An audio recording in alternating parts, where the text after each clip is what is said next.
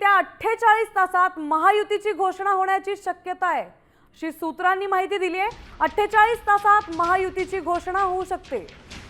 आपले प्रतिनिधी गणेश कवडे याबद्दलची अधिकची माहिती आपल्याला देणार आहेत।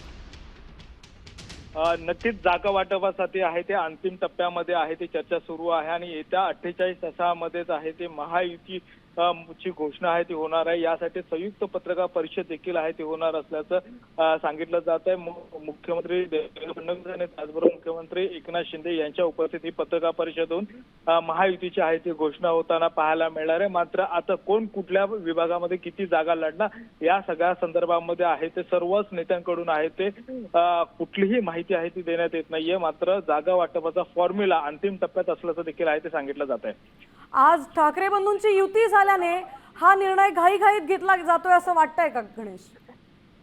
नक्कीच खरं तर फॉर्म भरण्यासाठी आहे ते अवघे 4 ते 5 दिवस राहिलेले आहेत आणि त्यासाठी सर्वच राजकीय पक्षांनी आहे ती आपली मोर्चेबांधणी आहे ती सुरू झालेली दिसून येत आहे। ठाकरे बंधूंनी देखील जरी आज युतीची घोषणा केली असली तरी जागांची वाटपासंदर्भातली कुठलीही घोषणा केलेली नाहीये।